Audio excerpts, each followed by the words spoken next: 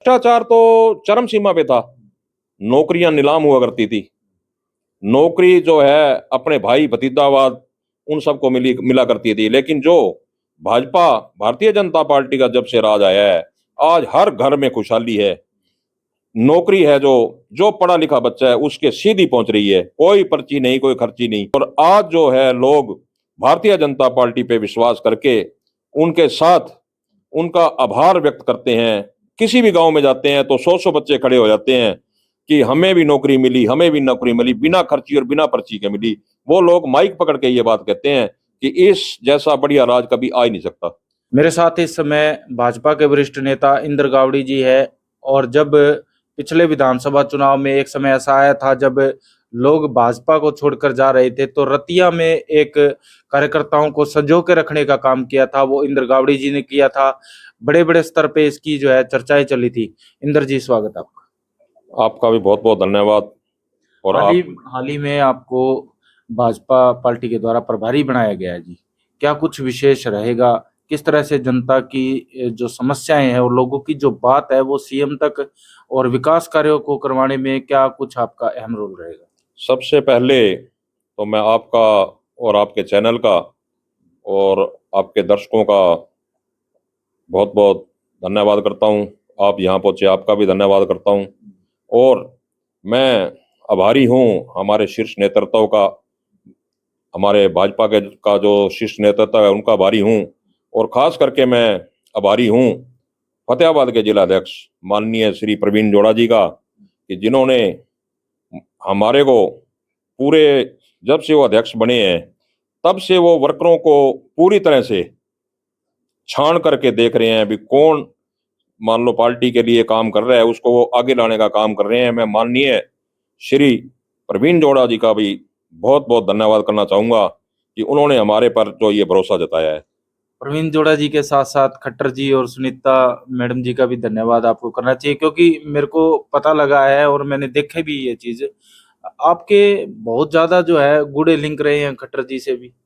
मैं जब वो ये मुख्यमंत्री थे तब भी लिंक थे आपका उनसे। माननीय हमारे श्री मनोहर लाल खट्टर जी, माननीय मुख्यमंत्री जी, हमारे निवास स्थान दरियापुर में भी आए थे, हमें आशीर्वाद देकर गए थे। और हमें वो ताकत देकर गए थे कि उनके दिखाए हुए रास्ते पे हम चल पाए। और लोगों में जाकर जो उन्होंने हमें ताकत दी, उसी बल पे ही हम आज काम कर रहे हैं। उन्होंने हमें बहुत बड़ा आशीर्वाद दिया है। विपक्षियों के मुद्दे को किस तरह से देख रहे हैं? लगातार सरकार को घेर रहे हैं, कह रहे हैं महंगाई हो रही है, पेट्रोल डीजल के रेट बढ़ते जा रहे हैं। इसके अलावा घरेलू सिलेंडरों पर भी बात करते हैं, गैस के दाम बढ़ गए हैं और कह रहे हैं कि आमजन का काम नहीं हो रहा। विपक्ष के पास कोई मुद्दा है ही नहीं। आज आप देख लीजिए कि हरियाणा प्रदेश या पूरे देश में लगा लीजिए कि आज विपक्ष नाम की कोई चीज ही नहीं है। कोई विपक्ष बचा ही नहीं है। कहाँ है विपक्ष? विपक्ष है ही नहीं। क्योंकि माननीय प्रधानमंत्री जी श्री नरेंद्र मोदी जी, माननीय श्री नायब सैनी जी, माननीय श्री मनोहर लाल जी, शीर्ष नेतृत्व पार्टी का सारा लोगों की सेवा में लगा हुआ है। बाकी बात रही सिलेंडर की, सिलेंडर जो आज है हर घर तक पहुंच रहा है। पहले सिलेंडर जो है लाइनों में लग के ब्लैक खोरी, बहुत ही सिस्टम उसका उलझा हुआ था। वो समझ में नहीं आता था कि सिलेंडर कितने में मिलेगा, आधा मिलेगा, 25% मिलेगा सिलेंडर में। गैस का पता ही नहीं होता था क्योंकि चोरी के सिलेंडर मिलते थे, चोर दरवाजे से मिलते थे। उनका कोई नाप तोल करता ही नहीं था। अपने ये होता था भी सिलेंडर मिल जाए। आपका कहना है कि भी कांग्रेस के सरकार में भ्रष्टाचार? भ्रष्टाचार तो चरम सीमा पे था। नौकरियां नीलाम हुआ करती थी। नौकरी जो है अपने भाई भतीजावाद उन सबको मिला करती थी। लेकिन जो भाजपा भारतीय जनता पार्टी का जब से राज आया है, आज हर घर में खुशहाली है। नौकरी है, जो जो पढ़ा लिखा बच्चा है उसके सीधी पहुंच रही है। कोई पर्ची नहीं, कोई खर्ची नहीं। और आज जो है लोग भारतीय जनता पार्टी पे विश्वास करके उनके साथ उनका आभार व्यक्त करते हैं। किसी भी गांव में जाते हैं तो सौ सौ बच्चे खड़े हो जाते हैं कि हमें भी नौकरी मिली, हमें भी नौकरी मिली, बिना खर्ची और बिना पर्ची के मिली। वो लोग माइक पकड़ के ये बात कहते हैं कि इस जैसा बढ़िया राज कभी आ ही नहीं सकता।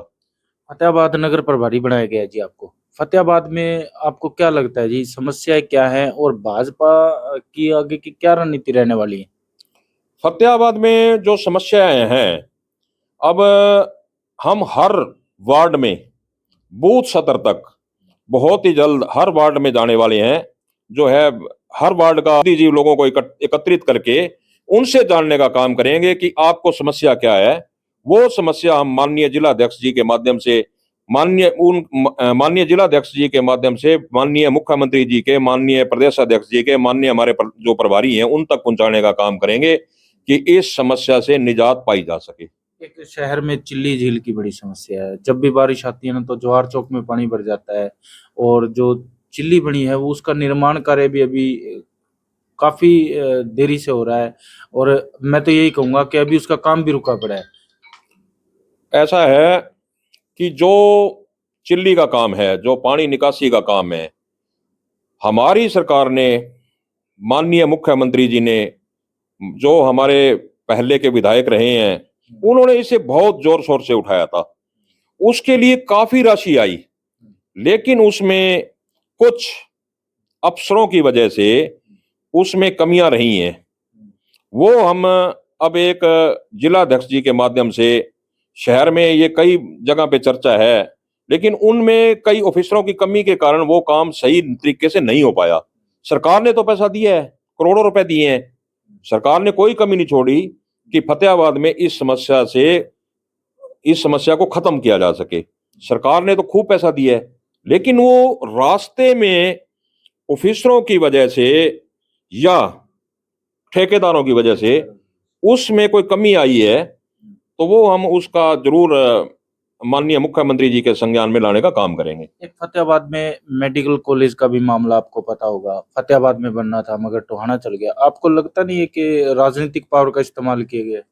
ऐसा कुछ नहीं अभी है। फिलहाल ना तो वो टोहाना में बन रहा है ना फतेहाबाद में बन रहा है। ऐसा कुछ नहीं है, वो बनेगा जहां उसमें यह देखा गया है कि टोहाना के बच्चों को भी दूरी पे ना जाना पड़े और फतेहाबाद के बच्चों को भी दूरी पे टोहाना में ना जाना पड़े और टोहाना के बच्चों को भी दूरी पे ना जाना पड़े, उसका एक रास्ता बीच का निकाला गया है।